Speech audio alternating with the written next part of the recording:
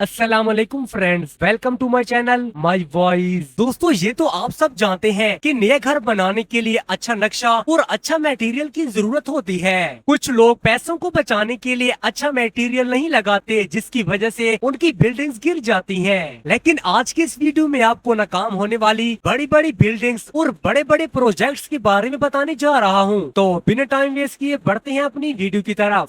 Number 1، Triton برج۔ دوستو، اس برج کو Norway میں تعمیر کیا گیا تھا۔ اس پل کے ٹھیکیداروں نے اس پل کو بنانے کے لیے لو کوالٹی کی کنسٹرکشن کا سامان یوز کیا تھا، جس کی وجہ سے کچھ سالوں میں ہی یہ پل گر گیا۔ یہ پل جب گرنے والا تھا تو اس وقت اس پل پر ایک ٹرک بھی چل رہا تھا۔ پل کے گرنے کے بعد جب گورنمنٹ نے اس پر پوری تحقیق کی، اس کے بعد پتا چلا کہ اس پل کو ڈیزائن ہی غلط کیا گیا تھا، اور اس کے ڈیزائن غلط ہونے کی وجہ سے یہ پل گر گیا۔ کچھ لوگوں کا یہ بھی کہنا تھا انہوں نے پل کو ڈیزائن کرنے کے لیے جن انجینئرز کو کہا تھا انہوں نے پل کو کافی اچھے طریقے سے ڈیزائن کیا تھا، لیکن پھر بھی یہ پل ایک جگہ پر کھڑا نہ ہو سکا۔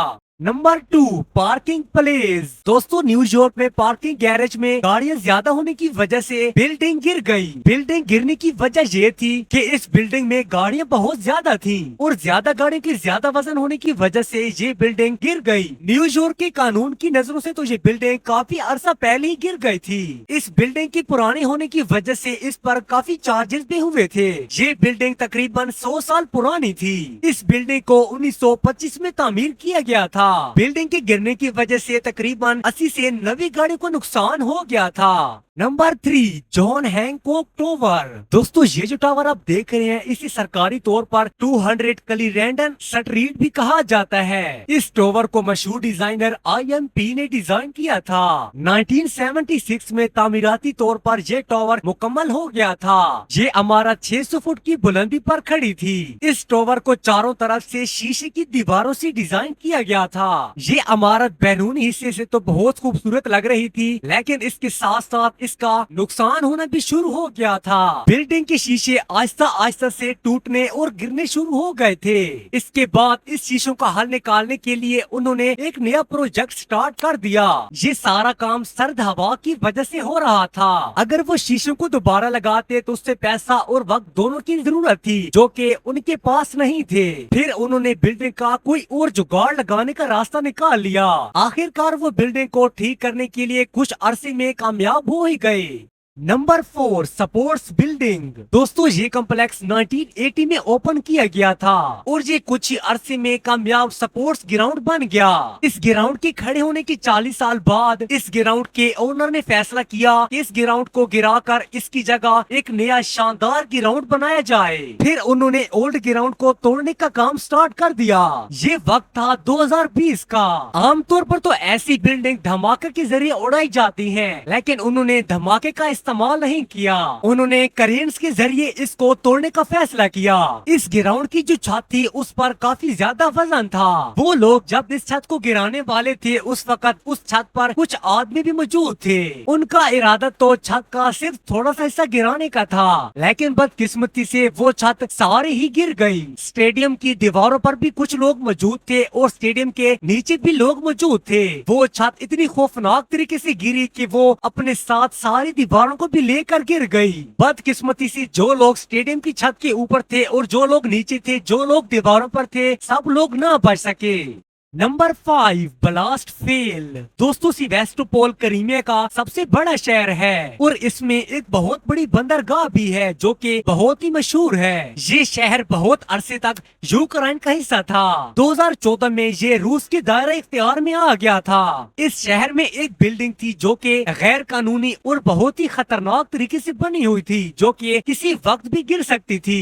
اس کے بعد کریمیا کی گورنمنٹ نے فیصلہ کیا کہ یہ بلڈنگ اس سے پہلے کہ یہ خود بخود ہی گر جائے، اس کو ہم خود گرا دیتے ہیں۔ انہوں نے اس بلڈنگ کو گرانے کے لیے جب اس بلڈنگ میں بم وغیرہ فٹ کیے، پھر اس کے بعد جب انہوں نے بم کو بلاسٹ کیا، تب اس بلڈنگ نے کچھ عجیب ہی منظر دکھایا۔ جب انہوں نے اس کو بلاسٹ کیا تب بلڈنگ کی ڈھانچے سے بہت تیزی سے دھواں نکلنے لگا۔ دھویں تک تو خیر تھی، لیکن مسئلہ آگے جا کر بن گیا۔ بلڈنگ کو جب بلاسٹ کیا گیا تو بلڈنگ زاویے کی شکل میں کھڑی ہو گئی۔ کچھ عرصے تک یہ بلڈنگ ایسی ہی کھڑی رہی، اور یہ بلڈنگ والی جگہ بہت مشہور ہو گئی۔ آخر کار اس بلڈنگ کو 9 ہفتے کے بعد حفاظتی طریقے سے گرا دیا گیا۔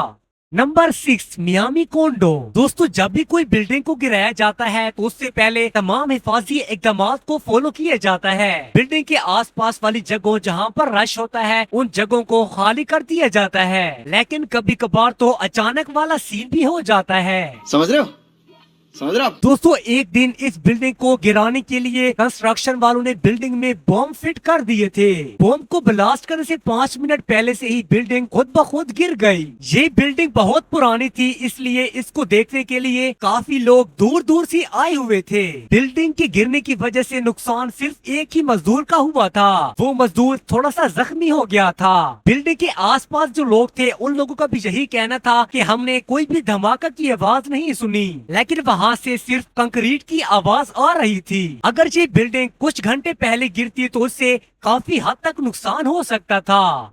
Number 7, power station. दोस्तों ये स्टेशन ऑस्ट्रेलिया में कोयला जलाने वाला प्लांट था। इस प्लांट पर 24 घंटे कोयले का काम होता था। कोयले की वजह से जहरीला धुआं उड़ता था, जिसकी वजह से लोग बीमार हो जाते थे। फिर लोगों ने इसकी शिकायतें भी की थी। इसके बाद इस पावर प्लांट को बंद कर दिया गया था। फिर 2014 में इस प्लांट को मुकम्मल तरीके से तोड़ना था। जैसा कि मैंने आपको पिछली वीडियो में भी कहा है कि कुछ लोग जीनियस बनने के चक्कर में उल्टा फुल्टा कर देते हैं। जो लोग इस प्लांट पर काम किया करते थे उन लोगों ने खुद ही इस प्लांट को बम से उड़ाने का फैसला कर लिया था। उन्होंने जब इस प्लांट को बम से उड़ाया तो उससे बहुत ही ज्यादा धुआं निकलने लगा। वो धुआं इतना ज्यादा था कि वो धुआं पूरे शहर में फैल गया। हालांकि जब कोई बिल्डिंग गिरानी होती है तो लोग माहिर इंजीनियर्स को बुलवाते हैं, लेकिन वो लोग अपने आप को शायद सुल्तान राही समझ बैठे थे।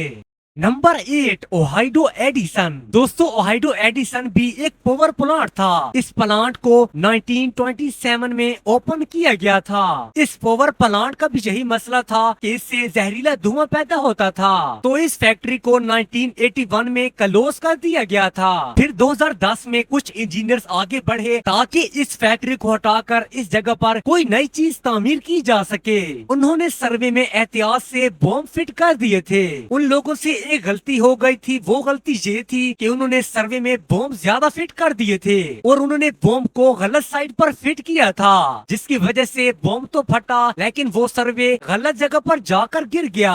सर्वे की गलत जानिब गिरने से सर्वे ने 12,000 वोल्ट की 2 पावर लाइनें खराब कर दी थी, जिससे 4,000 से ज्यादा घर कई घंटों तक बिजली से महरूम रहे और इसकी वजह से $19 मिलियन का नुकसान हो गया था।